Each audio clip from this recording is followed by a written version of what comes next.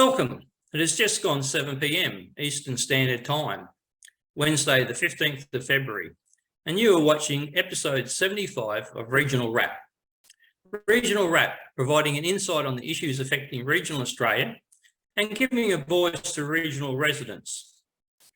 My name is Bill Bates, and joining me on this episode, cooking up opportunities for regional food entrepreneurs, is my guest, CEO of the Far North Queensland Food-Incubator, Lara Wilde.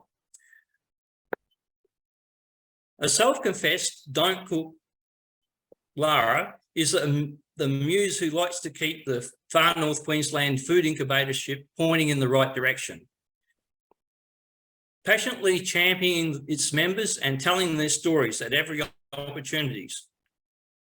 Lara might not cook food, but she does know the recipe for a successful business. Lara has a background in economic development and works closely to mentor and grow startup businesses. With extensive networks in the industry, Lara can often find the connection that is needed to make a business successful. With a strong background in rural industries and rural communities, Lara has worked with primary producers, startup small businesses, and economic development projects to create employment opportunities and drive sustainable growth. Lara enjoys telling the story of our food manufacturing industry as a speaker, advocate, and writer. From Cairns to Canberra, Lara has met with media, politicians, and investors to promote our local food business to support industry growth. With her team, they are dedicated to helping growers and food entrepreneurs to value add to fresh ingredients in the Cairns-based Share Food manufacturing facility. Through their efforts, they are helping to reduce food waste and create delicious new food products ready for export. We're not talking business with food entrepreneurs. Lara spends her time in the garden and talking about cars. Welcome, Lara. Hi, Bill. Good day. Now, Bill, you're going to have to call me Lara, not Lara. I keep putting a U in there for some reason. You're not the only one. See, is Lara or Laura more common? It'd be interesting to see. Laura's far more common. We're a rare breed, the Laras, and I think it all came about. Is it because your family was so poor they couldn't afford the U for Laura?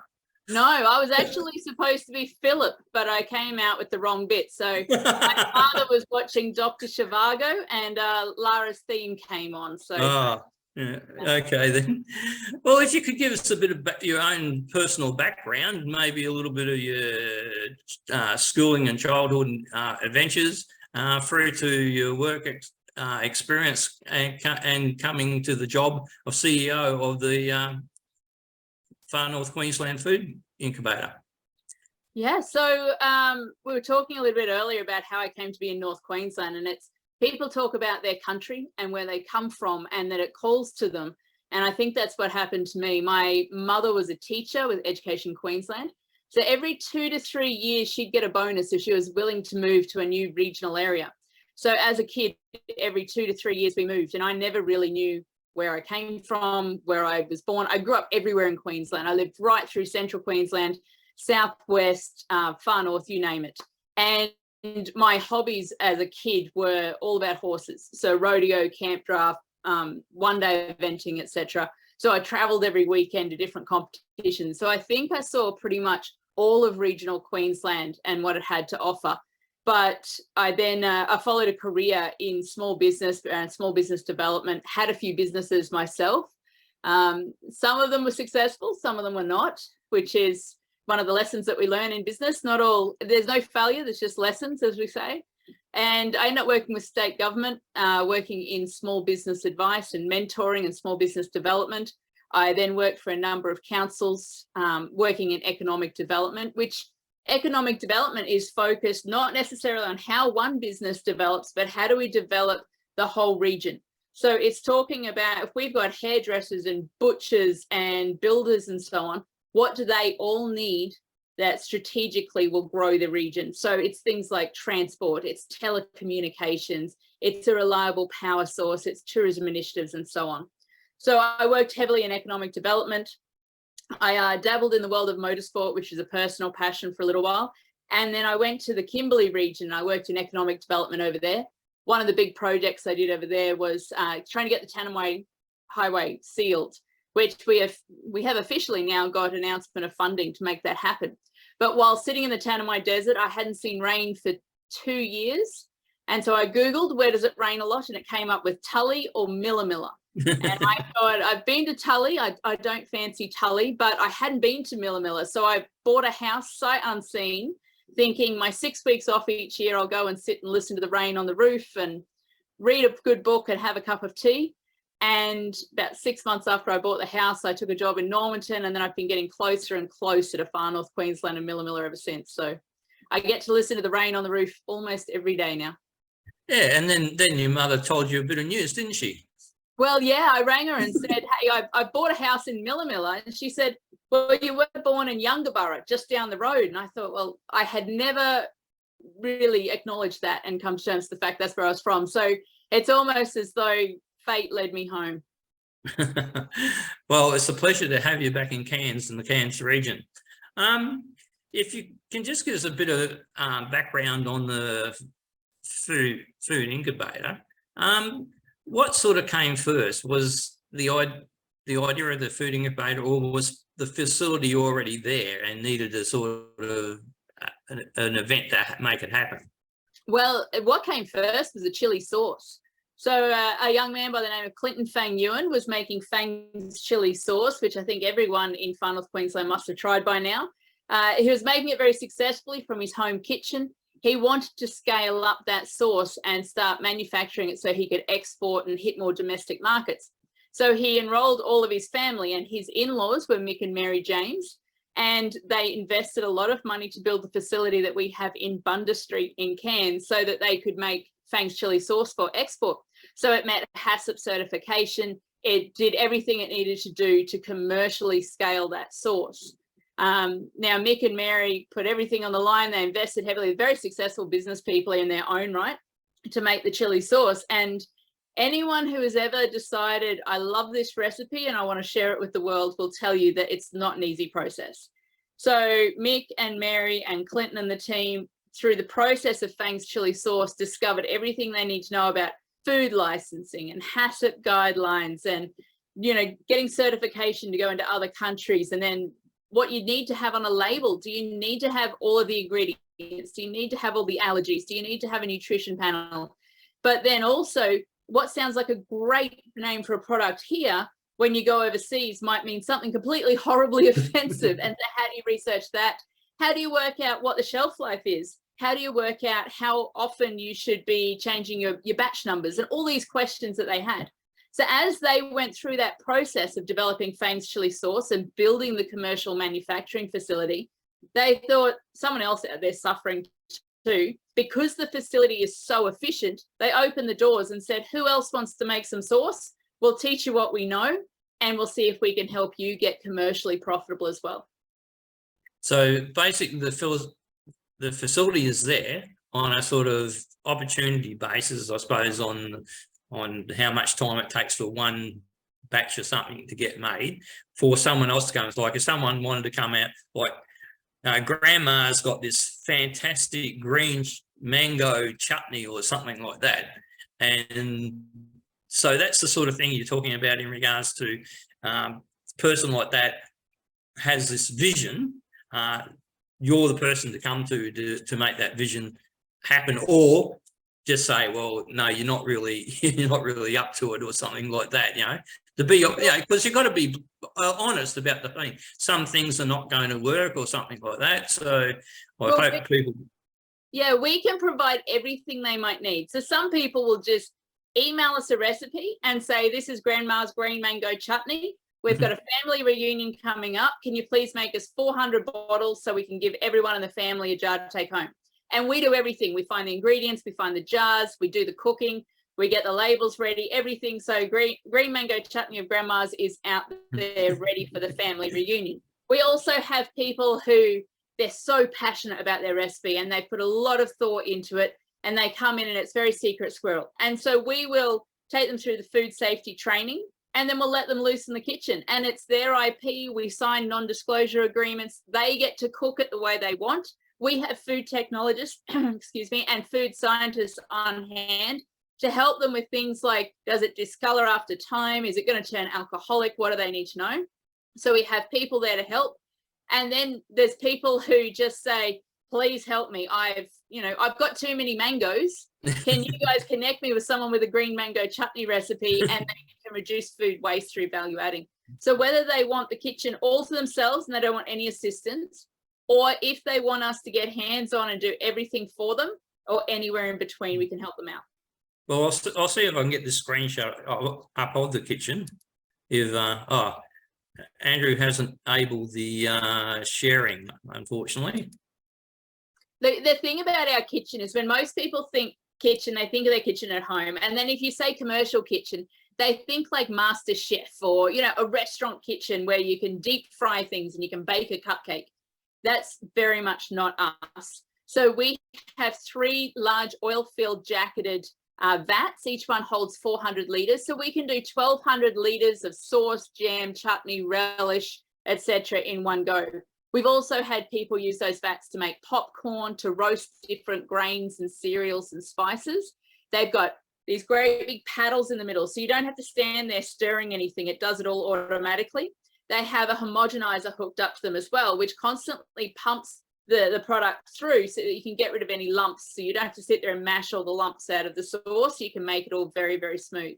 So it's very much designed for your condiment range, your sauces, your syrups. We have kombuchas, iced teas, ginger beers, all sorts of things like that coming through.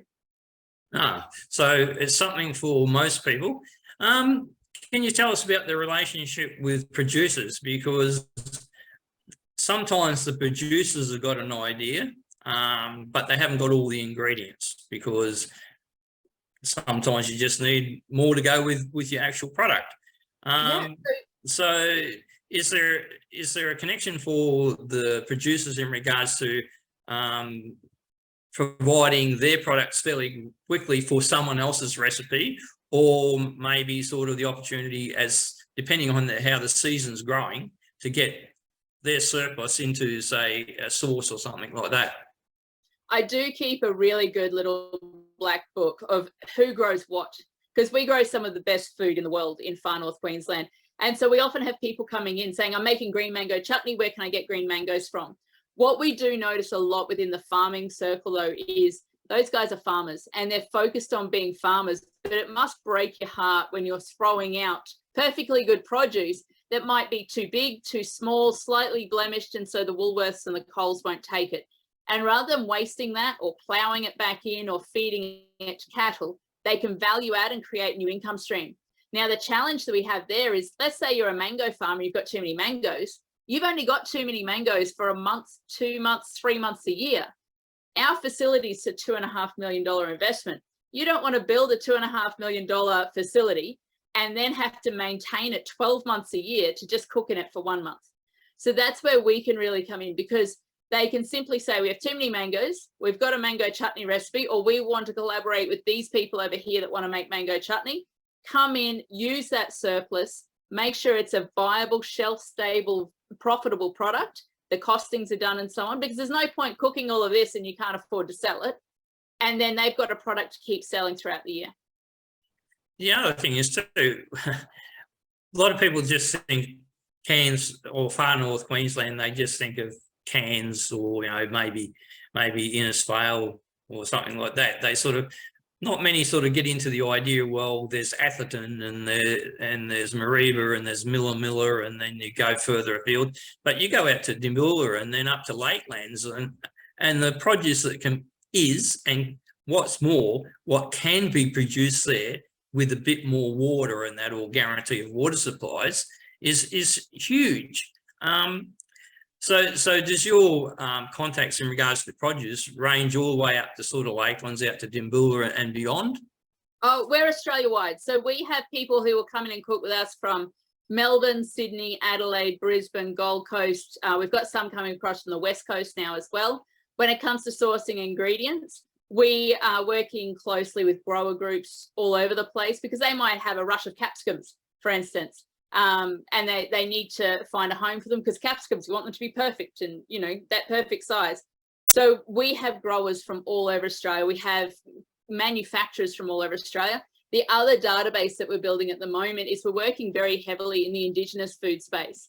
So we have a lot of First Nations food producers throughout Australia who, if you come to us and say, I want to make a Davidson plum jam, we know all of the growers out there now, both Aboriginal and non-Aboriginal, who are growing those native ingredients and who are able to source it for you so that you can go ahead and make First Nations foods and beverages. And it's amazing. We're getting quite a few of those First Nations food manufacturers coming into the incubator now to work with us.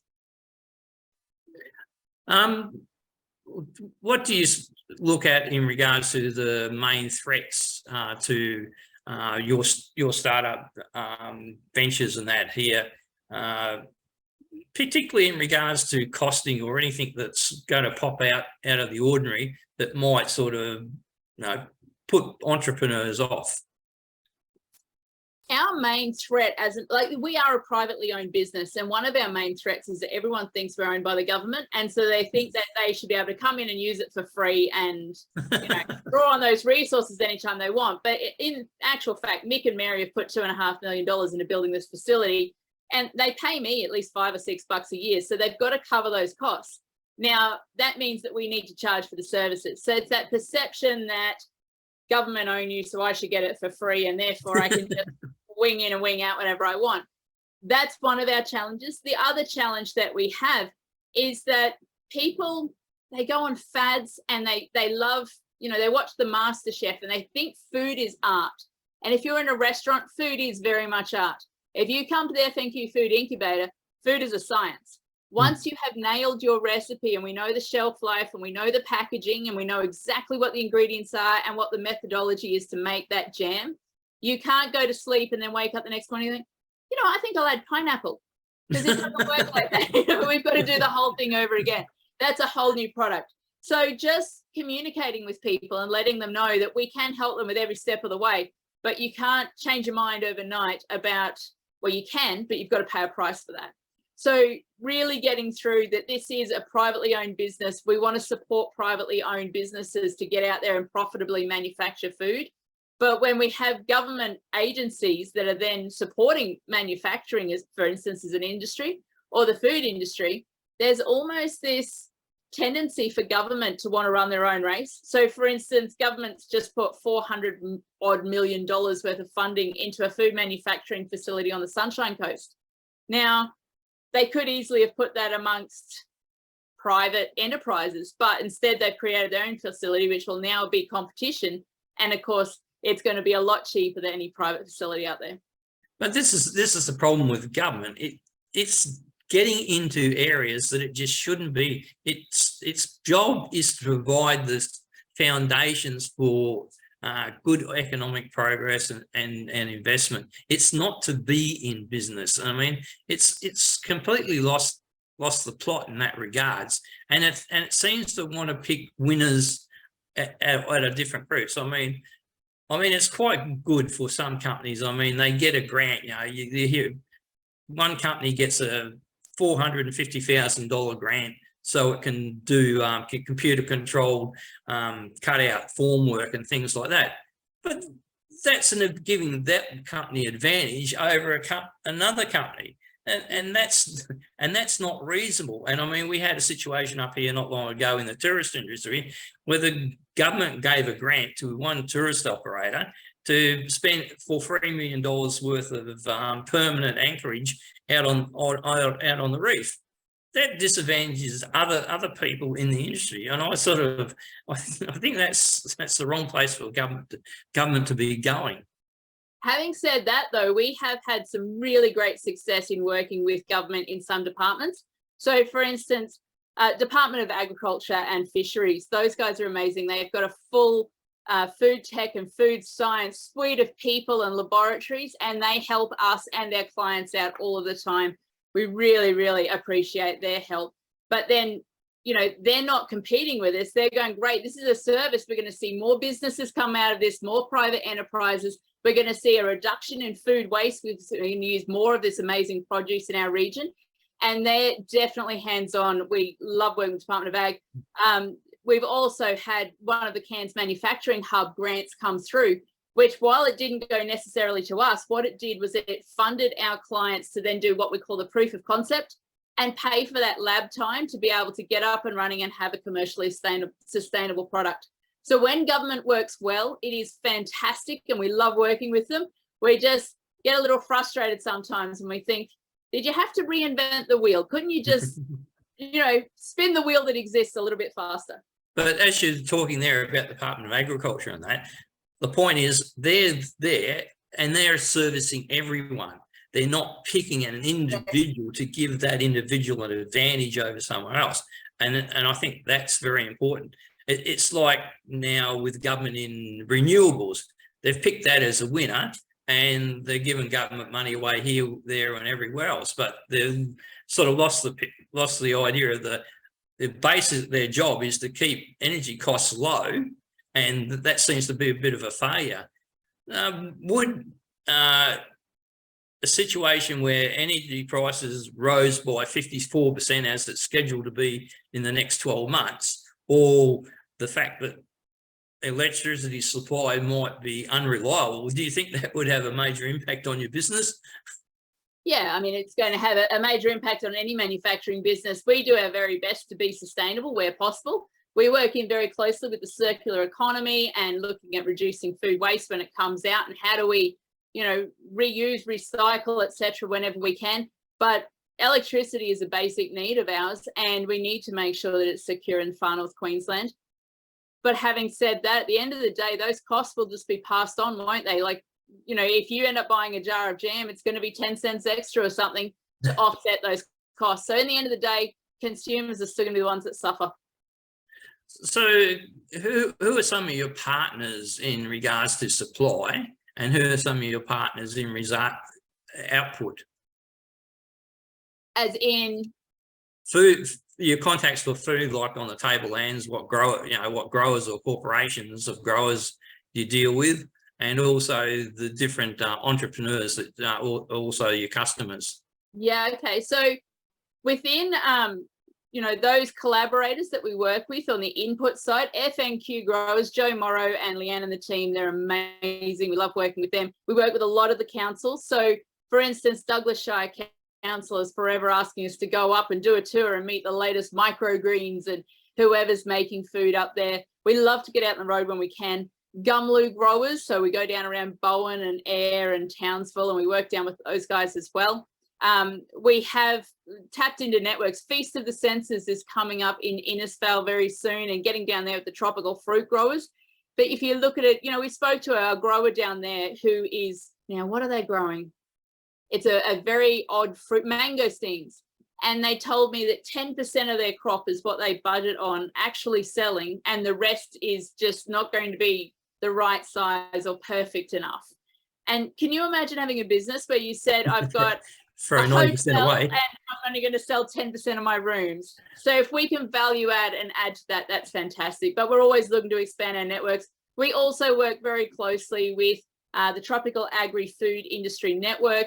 We work very closely with Circular Economy, FNQ, Green Food Australia. We are always trying to expand that. And it's even things like Northern Territory farmers. NT Farmers had us recently at their conference that they held in Mareeba. We're going to be going to Darwin and presenting over there in a couple of months' time. Every chance we can to connect with growers who want to reduce food waste, with Indigenous communities who want to look at new income streams. The Indigenous Ranger program has been very, very successful. Yarrabah Business Hub has been very welcoming and having us out there as well. And I get really excited about the opportunities, particularly in the tropics, for what fruit haven't we discovered yet. So for instance, if we think all of the people in the world with peanut allergies, if we can find a way to take the peanut butter fruit and then turn that into a satay, will people with nut allergies then be able to have satay for the first time? So it's pretty exciting, some of the advances that are coming out that we can see in that space. Within the manufacturing circles, though, we are very much a vegan facility due to our food licenses. But if someone comes in and they want to make an amazing ice cream, we connect them with Lick's Desserts. If they come in and want to do a carbonated beverage, we connect them with NQ Canning. So depending on what they need, we have a huge network of other niche manufacturers who can assist them there. When we start taking the product off us and sending it out into the world, Trade Investment Queensland has been amazing. They're forever bringing trade commissioners through, and we've got Taste of Queensland coming to Cairns this year, which is where they bring in all the international buyers into Queensland to experience the very best products that are ready for export to go overseas. So that's going to be a fantastic event for us to showcase just what comes out of our region. Warren and Michael Healy, all of your politicians are very supportive in showcasing what comes out of our region, and every chance we get, we're putting out hampers of locally made products. We're putting out hampers of Indigenous foods from our region, and really wanting to support those small businesses to make sure they're showcased and they're championed every chance we get. And have you got a few brands that have had a good export success or market success in getting into either supermarkets, restaurants, or whatever? So within the FNQ Food-Incubator, we have three sort of entities. One is the food manufacturing hub, which is let's get the food in the bottle, make sure it's shelf life tested, it has everything to be a shelf stable, viable product. The second is the Food Beverage Institute, which focuses on the Indigenous food industry and how do we support Aboriginal owned food businesses to become sustainable. The final one is the incubator, and the incubator overarches all of them, but it focuses on now you have this product and it's ready to go to market. How do we make sure that you can do this sustainably? So what are your costings? What's your labeling? What's your marketing? Do you need an e-commerce platform? How do we connect you to this network? So within that food incubator, we have not necessarily only worked with products that are manufactured in our facility, but lots of other products as well that we have then connected them with our networks, we've promoted them and so on. So Skyberry, for instance, everyone knows Skyberry coffee. Did you know they also grow 60% of the red papaya in Australia? They make their papaya jam and their espresso barbecue sauce with us, but it's an amazing family business and we love seeing them. They were throwing out about 5 tons of papaya a week. Now we try and bring that down and cook it up into some amazing papaya and coconut jam, papaya and ginger jam, and so on. So Skyberry is one example. We've also worked very heavily with Savannah Sun Foods in the past, which was doing a range of mustard oil, sesame seed oil, and so on. Croc Candy, young Angus, he's 12 at the moment, but this kid is going to do great things. He's had boiled sweets, lemonade, sesame snaps, caramel popcorn. He's a fantastic young man, and we don't give him mentoring because his mentor is Richard Branson. So I figure he's got his mentoring basis. No, I think it might be a few stops above. Oh, but there's so many amazing food manufacturing stories coming out of our region at the moment. Kate Lamison, who is Little Tuna, which is sustainable tuna packaged up, manufactured so it's shelf stable. She's just been announced as one of the finalists for the 2023 AgriFutures Queensland Rural Women's Award. So we wish her all the best to the finals there. But then Fengelhorns, Mikey Heyman at Fengelhorns has just gotten through his approvals to be able to start exporting to America. So it's going to be amazing to see what he does. He has so much interest already out of Asia. And considering he started in 2017, 6 years ago, he has just gone from strength to strength. And I'm slightly addicted to his garlic butter seasoning. One of the joys of my job is I get to taste all the very best that comes out of the region first. But there are some amazing products coming out of our country. That's a lot of news to me. And do you think maybe things like the local media and that doesn't do enough in regards to, providing the space to sort of do info stories and that for these people? Because I can imagine really with all what you just said there would be, a good third of a page space every day that could be easily filled with some information around a person achieving something in our region and for our region. The thing about the food industry is everyone knows about fresh fruit, right? We all know about a fresh mango and it's beautiful, and everyone can get excited about farmers and supporting our local produce. And then everyone knows about restaurants and hospitality and seeing the mango salsa on the plate, or, you know, the fresh mango salad and how it's prepared by a chef, and that's art. No one knows about food manufacturing. We are the least sexy part of the industry, and no one gets excited about it. They just seem to think that these jars of jam. It's a hot kitchen. It's a hot kitchen. Yeah. So what we have been working very hard to put the spotlight on that. We put out a free newsletter every Friday that champions what's coming up in the region. I will go to the opening of an envelope to talk about the amazing products that are coming out of our region and what the opportunities are for food manufacturers. But we're also seeing it start to get taken up. So City Life magazine, Connect FNQ's got a great story in there. Tropic Now's got a great story in there. Like, we're starting to get that coverage because people are starting to see the human element behind manufactured foods. It's not just a jar of jam that happened out the back, but these guys are setting up businesses that are employing more and more locals, and they're taking that business internationally. The other thing is, what I'd like to touch on is just the Indigenous food producers.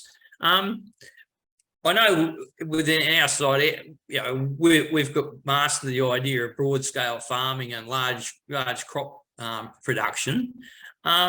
Indigenous food to me is something that sort of you don't think of as a mass-produced item or a readily available supply chain. So is it sort of really a niche area, or is it an ingredient? In some cases, it's just simply an ingredient for another product, or a larger volume product? So the Indigenous food industry is currently valued at about $50 million. 2% of that is actually owned by Aboriginal people. This to me is a horrifying statistic. And Mick James, the owner of the incubator, and I sat down, we just spent this isn't okay. So we started the Food Beverage Institute, our not-for-profit arm, to support that Indigenous food development. Now, because if you had have said to me, the brunette food industry is worth $50 million and only 2% of them have brown hair, the rest are all blondes, I'd be ropeable, right? So this is an injustice that needs to stop. But the first challenge we hit was the definition of what is an Indigenous food. So the example I work with is when people say Indigenous food, they'll tell me it's food that's grown on Aboriginal owned land. And I'll say, fantastic. So if I grow pumpkins on Aboriginal owned land, do I now have an Indigenous pumpkin soup? And they'll say, no, it must be cooked by Aboriginal people and owned by Aboriginal people. I'm like, that's fine. So I'll have some Aboriginal people grow the pumpkins on Aboriginal owned land and then cook up the soup, and I've got Indigenous pumpkin soup. They said, no, must have a native ingredient. So if I put 3 wattle seeds on top, do I now have an Indigenous pumpkin soup? So what percentage native ingredient? What kind of ownership of land are we talking about? Are we talking about just the growing was by Aboriginal people? Was the land owned? There's all these questions, but that's before we even get to, let's say Rainforest Bounty in Malanda grows amazing Davidson plum. Now, if they sell that Davidson plum to the ladies group in Yarrabah and they make a Davidson plum jam, is that going to be an Indigenous food? Even though it's a native ingredient and it was cooked by Aboriginal people, it wasn't grown on Aboriginal owned land. So these are some of the things that we've been working on in this Indigenous food space. And we've worked very closely with the Indigenous Rangers and a number of the community groups, such as Yarrabah. But how do we define this food? Because last time I traveled in the States, I went into some supermarket and I remember being in there and there's a can of Foster's. Now, I've never drunk Foster's in my life. No idea what it tastes like. But there was a little part of me that went, I'm an Australian. That's our beer, right? I'm home. Like, it was that little moment. If you go into a Coles or a Woolworths at the moment, there is a whole section for Mexican food. There's a whole section for Italian pasta. There's a whole section for Asian food, but there's nothing for Australian food. And we don't really have that identity, but we have the opportunity to create that with our Indigenous food.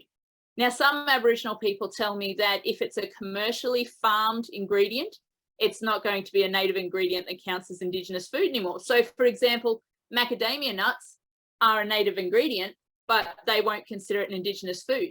If we genetically modify it, how far can it go before it's no longer a native ingredient? So these are all the questions, but I would love it if one day you could walk into your Woolies And one, there's a whole section for food from Australia that is traditionally Indigenous food. Two, how do we capture that culture? Because when we think Italy, we can think pasta. When we think France, we can think croissants. When we think America's deep south, we can think of grits. But when we think Australian food, I don't want to think pavlova. Like, I want something a little bit better than that.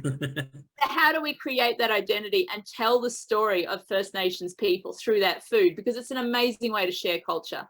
But the other thing is, when I pick up any sort of manufactured food at the moment, there is a label that tells me if it's vegan, if it's organic, if it's made in Australia. Can we have the same kind of label that says this is an Indigenous food? This is a First Nations food. And so I'd love to be able to develop that accreditation, but in the process, support Aboriginal people to take back a chunk of that $50 million industry and share with us their culture. I think the definitions or the boundaries of defining what it is something that has to be addressed in the first instance, and with just what you've said, it seems to be would be a major challenge in regards to getting some sort of common agreement, because we do have such a range of within the Indigenous different groups that represent them, sort of some liberal sort of views and some very steadfast views in regards to what is and isn't acceptable. So I think there's a challenge ahead, but gee whiz, I hope that people will come to the table and at least have a talk about it and trying to get some reasonable scope so you can actually operate successful, and rather than narrow it down to such a small identification area that it's almost just impossible to either get enough produce or get it grown in the right area to supply the manufacturing areas. We do find a lot of restaurants and retailers, they want to support Indigenous food, but they have concerns about that supply chain. And they want to make sure that if they put it on the menu this week, it's still going to be there in 6 months' time. Now, we recently held an Indigenous food gathering where we brought a lot of players in. There were a lot of Aboriginal businesses, community representatives, but also we worked with a lot of business mentoring services such as My Pathway, Busy at Work, Many Rivers, around what's happening in community to support that business mentoring and economic development side. Now, one way that government has worked in really well for us, for Indigenous food, is we have, with Department of Ag, we implement the Native Food Development Program, which is a $200,000 program where we identify Aboriginal-owned manufactured food businesses who are ready to commercially scale up. And we can use that $200,000. It's not a cash here, it's no cash to us, but we can support them in the development of that product. So it's shelf life testing, it's working on their marketing, it's working on their recipe, it's developing up that proof of concept. So they can go from a recipe that they know reliably makes 10 litres of pig face mustard pickle to how do we get that ready to take to export or to take to Woolworths? Because one of my bugbears is a lot of people tell me that the space for Indigenous food to expand is in a very exclusive deli somewhere in Melbourne where people will pay to have a dooka with, saltbush in it. And I think if I was an Indigenous person, I'm not, but if I was, wouldn't I want to be able to go into my local IGA and see food that's from my culture on the shelf? I don't want to have to go into a high-end deli to find something that is, a part of my culture, especially when it's, the country I live in. So even as a non-Indigenous person, how amazing would it be just walk into your IGA, your Aldi, your Woolworths, your Coles and see food that represents our country? Well, you think with the goodwill of a lot of business towards Indigenous causes and that you would find that, I know for an ordinary manufacturer it costs money to get things on shelves in Coles and Woolies. Actually, it can, and where it's positioned, can cost a lot of money just to get it there. But you would think with the goodwill that is around, that if they had the products, that space would be made readily available at a fair price, or maybe even gratis. So do you think if we had the products, there would be an opportunity to sort of harvest that goodwill that's out there? Definitely. Woolworths has a fantastic Indigenous food program, and they're constantly looking for new Aboriginal manufacturers out there who would like to do it. I think we have a few options here. One, yes, we need to create the opportunity for Aboriginal-owned food businesses to step up. Two, we need to start calling to account and actually looking at people who claim to be an Indigenous food and say, well, what makes you an Indigenous food exactly? You know, is it Aboriginal owned? Is it actually using native ingredients, or did you just whack a flag on there? So actually being a little bit more critical about where we shop. But finally, as Australians and actually anyone in the world, let's educate ourselves a little bit about the food that comes from our country. Because if you ask me to list my favorite Australian foods, I'm not giving you pavlova or lamingtons or sausage rolls. I'm going to start talking about barramundi and red claw, and let's talk about the really good stuff. So just some education for people around this is actually a native ingredient, what you're enjoying on a regular basis, and think of it as this is an Indigenous food. It's not just a fish. I think one of the things is a lot of the times the politicians talk about, the development of the north and development of industries and things like that. But I mean, I've been around for 70 years, and all I've seen is businesses and industry in Australia shut down, whether it's car industry, I think it was Heinz in Melbourne and those sort of areas, and other canneries. We're down to just a few actually canning industries in Australia. It doesn't look well for us in regards to our costs, in regards to the food manufacturing area. Yes, we can easily grow heaps more products, provided we just get the water to add to the thing. But do you think large-scale food business like the Heinz and all those sort of things are just not going to be viable in Australia, and it's going to be niche things like the Food-Incubator that's going to do the job? So the big difference between us and a large canning co-packing facility is that every other one I've heard of has a minimum order of 100,000 units. So if Bill Bates rocks up there with Grandma's green mango chutney, you give your recipe in at one door, you go to the other end and you pick up 100,000 units. You don't get to be in the kitchen. You don't get to try 10 units and see if they work. You don't get to experiment, and you're committed. 100,000 units is a lot of money, right? That's going to be sitting in your spare bedroom till you sell it. So that's a lot of weekends at Rusty's markets to be able to move that. So we allow people to grow organically as their business needs. But also you might get 6 months in and think, I really hate green mango chutney. I don't want to do this anymore. You haven't overcommitted with infrastructure or contracts. Where I always advise our clients, you've got two options. You can either go, this is a very niche ingredient and a niche product, and we're going to charge a premium for it, or you find what is being thrown out and you make some lemonade out of the lemons, so to speak. So if we have a surplus of avocados, what can you do to value add to an avocado? If we have a surplus of bananas, and we do, what else can we do with the banana? And I think if we, instead of going, what's the latest crop? What can we plant next? What do we need the water for? Let's look what we already have that we're throwing away and start getting creative. Because if we talk avocados, for instance, it's a tough one, right? Like if I talk mangoes, I can make mango juice, mango syrup, jam, chutney, all the rest of it. Avocados make terrible jam. They're not necessarily greatest. So we need to start getting innovative, because we're going to have a lot more avocado wastage in the future. The crops are yet to hit their peak. So that's where our opportunity is for us to get innovative and look at what's happening.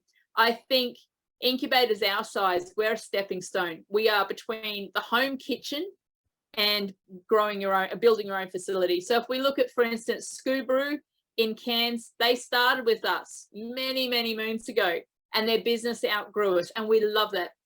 I would love all of my clients to have such a successful business that they go, you know what, I've now got the return on investment to justify building my own facility, and will happily help anyone who wants to do that and consult offsite. But I think when we start talking about opportunities, we're very excited about a new project we're working on with Aboriginal communities. One of the challenges is no one knows how to commercially grow particular ingredients. So we're not commercially farming them, we're relying on wild harvest. But if you wild harvest those cherries or that plum this week, apart from putting it in the freezer, as a whole fruit, what option do you have? So we're going to be putting in the equipment to actually take the wild harvest today and put it into a pulp or a syrup, so that then you've got it for 12 months. You've got a shelf stable product that then in 12 months time, you can say, actually, now I want to turn it into jam. Now I've got the funds to be able to do it, which would just free up some resources for those harder to find ingredients, and especially those Aboriginal communities.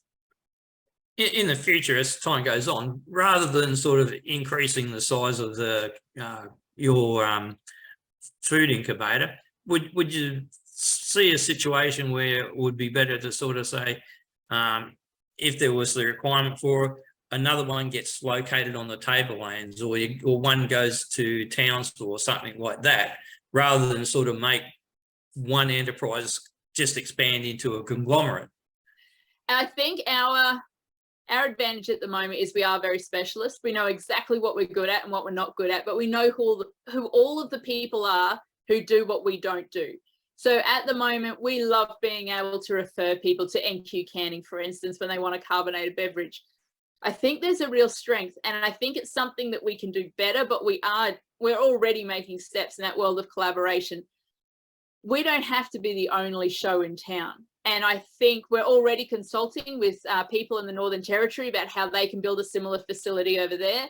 I think we also have the ability to support those others, either through IP and giving them advice. I don't know that we necessarily want to start opening up multiple sites at this point, but we would, if anyone came to us from the Tablelands and said, we want to set up what you're doing, but up here, what advice have you got? We'd happily help them. But we also want to do a little bit of mapping of the ecosystem. We know what we do, but we also know what's lacking out there. So how can we help people to meet those other niches where we currently don't have a facility that services it? Well, when you think about how big, I mean, and this is what a lot of people don't get, how big far north Queensland is. You know, you could talk about going all the way out to Gilbert River, and there's irrigation systems out there, and Hewardon's looking to get an irrigation system. Lakelands is looking to expand. It's trying to get a actual dam on the Palmer River. And you'd be, I'm not sure if you'd be aware of the success of some of the growers up in Lakelands, like Sean Jackson and that, with some of his products, and the Orange Glow pumpkin, and actually drying it and turning it into powder for export and things like that. But there is a lot of opportunity for growth in all those sort of areas. So in regards to the actual producers, like you talked about Joe Morrow, and I'm familiar with Joe, but there's other specials too, like veggies and that, and look, where Sean Jackson's a bit of a good source of information. And I'm sure people out in the Gilbert River and that have their own sort of expertise. So in regards to harvesting their information, in regards to getting value added, is that part of the program as well? Because rather than just getting it to your market? So we are heading up to Lakeland in the next couple of months, actually in April, to be speaking at an event that's happening up there for growers who want to value add. We're always attending those grower events and so on. One of the places my OCD desperately wants to address is the planning of which crops. So avocados, for instance, there's a huge glut in that market, and yet people are still planting avocado trees. Is anyone strategically looking 5-10 years ahead and saying, that's enough avocado trees, let's plant these trees instead because we think lychees are going to be, or whatever it is. So we are also very clear that there are a number of organisations like FNQ Growers and GrowCom and Horticulture Innovation. We stay very closely connected with all of those because we want to find out what's coming through from the next harvest. But as far as the actual farming of it goes, we leave it to those bigger guys to tell us what we need to know, because we are running a small team and we haven't got the resources to be everywhere all at once. One of the things from the floods of the last few years down south, we're seeing shortages of different products and that. From I mean, I think capsicums are still about $8-9 a kilo. I think they're up to about $14 a kilo there for a while. But the thing is, I'm quite aware that we can actually grow those things off season in lakelands and places like that. But those type of vegetables need water. And Lakeland still has this problem with water. So in regards to your interaction with government and other organisations, does that conversation come up in regards to, well, you can see these instances where there's shortage? I mean, I would never have believed Australia would be short on potatoes, you know? And food security is a huge thing. You know, sorry, I just had a giggle before because ironically, living in Milla, I can't grow capsicum because it's too wet. So it just rains too much. But food security is a huge thing. And again, that's that planning. And I'm not sure who's in charge of that. We give the feedback quite often, but I think there's also, we need to look at markets. So for instance, remember the lettuce prices went through the roof, right? And you couldn't buy a lettuce for under a small house deposit. But if you wanted to buy a bag of the pre-cut lettuce, you were fine. And the reason was because those growers already had contracts in place and they had to deliver for that price. So what we're seeing up here is even if I was to go in my backyard and grow a heap of capsicums, before I plant them, I've normally got a contract in place. And so when floods and so on hit, I don't get to change my price. I've committed to what I have in my contract. So that's a little bit of the challenge as well. So we have climate, we have natural disasters, we have infrastructure planning around things like dams, but we also have to look at what's happening in the market. And farmers are not just waking up in the morning and walking out and going, oh, I've got a lot of tomatoes. I wonder if I can sell those to. Those things are planned 3 months, 6 months, 12 months in advance. Yes, but we always sort of know too is when things are in season. But we do have an opportunity in far north Queensland that we have our dry season, but it's still a good growing period where it's not a good growing period down in Bundaberg or Melbourne and that. Yeah. And we can capitalise on that with a bit of forethought and maybe a bit of extra infrastructure for water. I think they're going to be key elements in the planning if we want to grow our region. What other things do you think far north Queensland needs in general to sort of pick up the economic development, especially in Cairns and the Tablelands and the Cape? For me, the big one is transport. I have had growers tell me that it's cheaper for them to truck their produce to Melbourne and then fly it to Asia rather than fly it out of the Cairns airport, which just seems ludicrous, but this is what they're telling me. I remember many years ago, I worked with a farmer out in Atherton Shire, just west of Georgetown, between Georgetown and Croydon, who wanted to grow rock melons. And I said, your roads aren't good enough. No, it'll be fine. And he put the rock melons on a truck. And by the time they went over that road, all the inside's been shook out. So it's just, the transport is a challenge. I mean, at the moment, how many times has the Gulf been cut off by floodwaters in the last month? It's unreliable. Imagine if you were sitting there with a crop of mangoes and you couldn't get them out because all the roads were shut. It's one of the challenges. Well, look at our Bruce Highway. I mean, here we are in 2023, and just earlier, a few weeks ago, it was shut. Not just once. It's been. I think it was shut for a week and a couple of times far down as near Townsville and then down near Mackay. Our A1 or our main interstate highway is not a weatherproof road, and that seems ludicrous. And then if you move into far north Queensland in regards to getting even from Cairns to the Tableland, it's useless. So for all this talk we've had about regional development of far north Queensland and northern Australia, we seem to be getting a lot of rhetoric, but we're not getting a lot of deliverables. So do you think that's going to change? I mean, you've talked to people from Canberra and all those sort of places. Do you get the feeling there is hope there in regards to that the rhetoric's going to actually turn to deliverables sometime? It's such a long pull, anything in that lobbying space. And I've worked in economic development for many years. And the problem is every priority is a priority. Do you put telecommunications up there so you can cope when the roads are closed? Or do you put roads, or do you invest in ports so you have an alternative of sea transport when you haven't got road transport? Do you invest in airports? Do you, there's so many options. And then of course there's the social element. I remember years ago I was working out in the Gulf area, and we talked about the expansion of Georgetown, and they wanted to put an abattoir in. This is a town that struggles to flush toilets some weeks of the year because they haven't got enough water. And we want to look at an abattoir that needs 400 litres per beast to be able to process a beast. But it's not even that. Suddenly your population would grow. Have you got enough police? Have you got enough ambulance? Have you got enough school teachers? Have you got enough housing? You can't pick just one place and think, if I fix this, everything will come together. It's a little like mustering cats, and I really don't envy the people who have to decide where each dollar gets spent. It's a big sometimes you need a strategic overall plan, and they don't seem to have that for Northern Australia. And I mean, you're talking about the Tanami and the efforts to get that sealed, and you're just saying that finally there's money coming towards that. That seems to be the issue.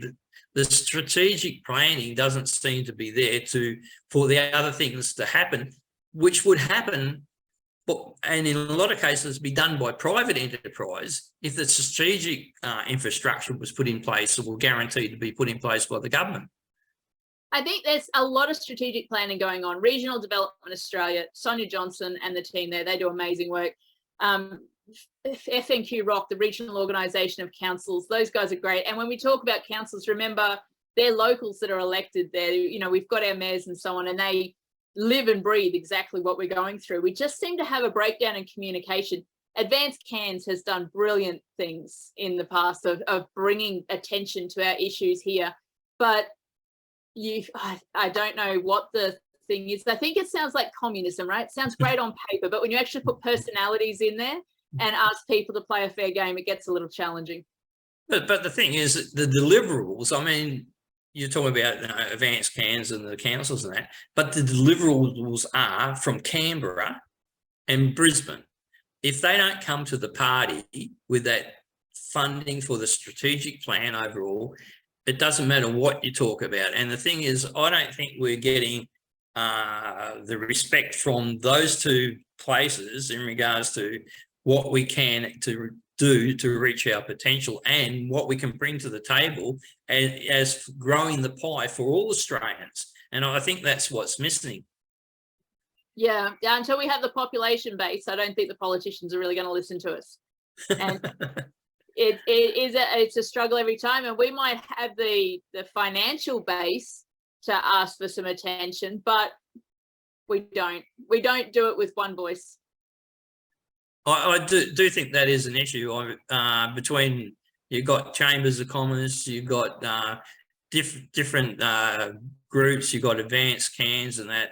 And sometimes, I'm not even sure, Townsville Enterprises seems to have a bit more success in regards to what it chases. But that's just my perception. I don't know if the score's really there on the board for them, but they do seem to be the super focused for Townsville, whereas in Cairns, Advanced Cairns there, but I don't know if it's looked at as an equivalent as Townsville Enterprises, and maybe that's some of the shift that we might need to do in Cairns to become a real strong regional lobby centre.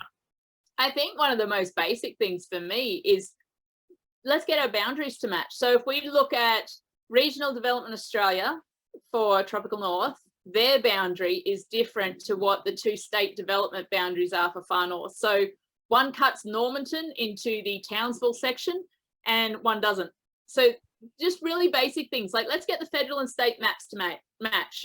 Like that seems like a pretty basic step for me. But look, when you know every individual who is playing a part to develop our region, they are all amazing people in their own right, and they're doing their absolute best, often with one hand tied behind their back. And I don't know who our leader is to bring it all to the one table and make it sing harmoniously. I think the other issue too is in regards to the expenditure. Like you're talking about population being the base for driving the investment. Like that's like, because Brisbane's got 3.5 million people, so people think all the funding should go there. I mean, yeah, so they they decided to spend $7, well, it started off at $5 and now it's $7, but that's going to be about $12 billion on the Cross River Rail. Now that project will never generate a dollar, right? It's a liability for life. I mean, public transport does not create real revenue. You have to subsidise that all the time. If you spent that $12 billion in far North Queensland building a dam or improving the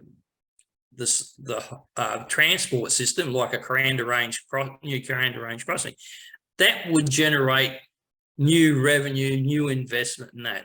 And I understand your point about population is important, but potential and actual wealth creation is, I think, sometimes more important in the overall scheme of things. And this comes back to the collaboration conversation. So, for instance, I was a little bit peeved when Townsville got all of the money to increase the capacity of a football stadium, but I saw so many other projects that would impact, general life in town. But you've got each development organisation competing with it, against each other for the same bucket of funding. You've got each council competing against each other, and divided we fall. But and that's sort of my point in regards, if you actually create the foundations for wealth creation and growth, a lot of these things would get done by private industry. There would be private investors. The NRL would come along and with its great, the great income that it's got, would be part of a supporter for getting your stadiums. Yes, there'd be some government funding, but it wouldn't be all driven by the government. So I think this is the sort of things where sort of the governments are missing out on in regards to the idea of potential and wealth creation versus just catching up with services. Yeah, and as I said at the beginning of this conversation, Bill, one of our biggest challenges as a food manufacturing facility that's privately owned is let us get on with that and let us bring in private investors and support small enterprises to get up and employ people and reduce food waste in our region and support Indigenous food manufacturers. And let's not compete with the government for that space. Please support us. Do things like the Department of Ag and Cairns Manufacturing Hub have done by putting programs through our facility where we can assist individuals, but let's get on with leading that way and making sure that our industry thrives, doesn't compete with government, and doesn't, also one of my pet hates is we don't sit there and go, when's our funding, when's our grant? We're quite happy to get on with it, but we want to be able to support those small businesses as best we can. Well, we've gone over the hour, and I think you've got your message across pretty well and pretty strongly. Is there anything you want to wind up with, just the end with, in regards to what you're looking forward from both the Food Incubator and also Cairns and regional Cairns and far North Queensland in the future?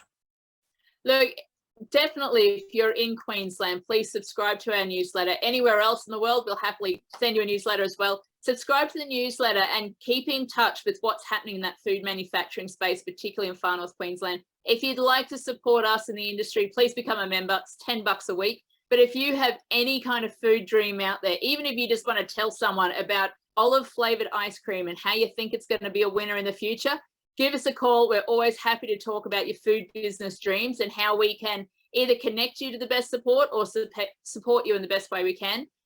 We would love to be able to talk to more foodies out there and secure the food of far North Queensland in a much more shelf-stable way.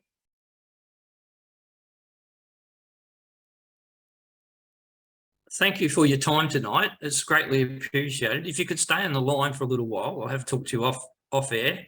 But I'd just like to introduce next week's guest. And thanks again.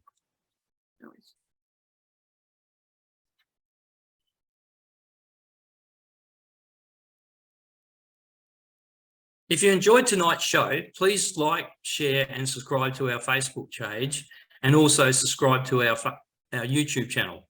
Next week, we'll be talking to Professor Ross Hamill, Professor of Criminology and Criminal Justice at the Griffith University. We'll be talking about the good old things that's going around in Cairns and all places in Queensland and Australia and that's juvenile crime and what we can do about it.